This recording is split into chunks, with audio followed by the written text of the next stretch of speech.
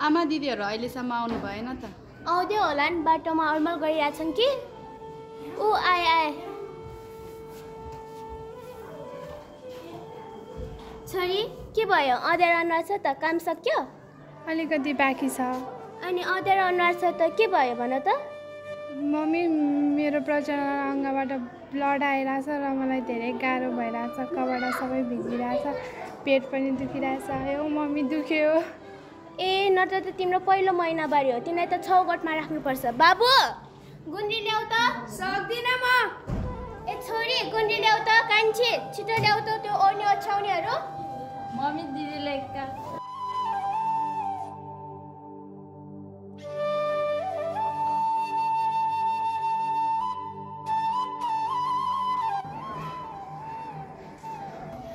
छोरी अब तिमी यहीँ बस्नुपर्छ, बाहिर निक्लिनुहुन्न। 12 दिनपछि चोखेपछि मात्र बाहिर निक्लिनुपर्छ। दिदीहरूले खाना यहीँ ल्याइदिनुहुन्छ। तिमी भोलि बिहानै त्यो घाम नलाग्दैखेरि नुहाइ धुवाइ गर, सफा सुग्घर गर, दाजुभाइहरूलाई हेर्नु हुँदैन, बाहिरतिर ननिस्क है। नाइ आमा, म यहाँ बस्दिनँ। मैले एक्लै डर लाग्छ, मलाई गाह्रो भइरहेछ, पेट पनि दुखिरहेछ। यो आमा, मलाई गाह्रो भइरहेछ, म एक्लै बस्दिनँ। अब के गर्नु त, छोरी मान्छेको कर्मै यस्तै हो, परम्परादेखि चलिआएको। तिमी धैर्यतापूर्वक बस न है।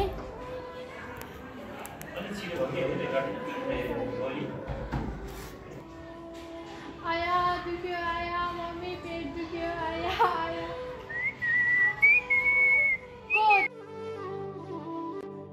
कस्तो मम्मी, मलाई को आएर चिस्कायो। मम्मी कत्रो सर्प आयो, मलाई टोक्ने भयो। अब पानी पनि परिरहेछ। मेरो कस्तो घरमा कस्तो ठाउँमा ल्याएर राख्नु भएको। नानी, ओ नानी, नानी। ओहो, त्यो पुरानो गोठमा को सुतिरहेको रहेछ? यस्तो सुनसान ठाउँमा एक्लै सुतिरहेछन्। यस्तो झाडीले झाडेछ वरिपरि पनि। तिमीलाई के भएछ? हजुर बाबु। ए बाबु पो आउनु भएछ त, किन बोलाउनु भएको? बसौँ न। आन्टी, यो त पहिल्यैदेखि परम्परागत चलिआएको। ऊ पहिलो महिनावारी हुँदाखेरि उसलाई 12 दिनसम्म राख्ने गरेको थियो, त्यसैले। के हुन्छ त त्यसरी त्यहाँ राख्यो भने चाहिँ? ए घरभित्र राख्दाखेरि ऊ पाप लाग्ने, छोइछाइ हुने, देउता रिसाउने भएको हुने, काम पनि नहुने जस्तो ऊ भएर उसलाई यहाँ राखेको। अहिलेको समयमा पनि यस्तो कुरा विश्वास गरेर हुन्छ? मान्छेले अन्तरिक्षमा पाइला टेकिसके, तपाईँहरू भने यस्तै कुरामा विश्वास गर्नुहुन्छ। यस्तो बेलामा त उसलाई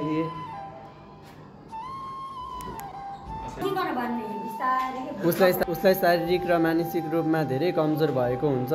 यस्तो बेलामा उनलाई ताजा खानेकुरा खुवाउनुपर्छ र मनलाई यस्तो कुरा नि विश्वास गर्ने हो त?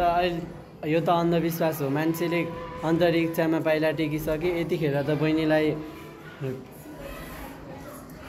पोसिलो खानेकुरा खुवाउने, सफा सुग्घर ठाउँमा राखिदिने। उसलाई अहिले यतिखेर हाम्रो माया ममताको आवश्यकता पर्छ। यसरी राखेर हुँदैन आन्टी, उसलाई लग्नुपर्छ अहिले नै। छिटो लगिहालौँ अब। ए हो र बाबु, हामीलाई त यो कुरा थाहा थिएन। हामीले त परम्परादेखि चलिआएको गऱ्यौँ। धन्यवाद है तिमीलाई हाम्रो आँखाको पट्टी फुकालिदिएकोमा। अब हामी यस्तो कहिले नि गर्दैनौँ। उठ छोरी, हामी यस्तो पाप कहिले नि गर्दैनौँ। हिँड।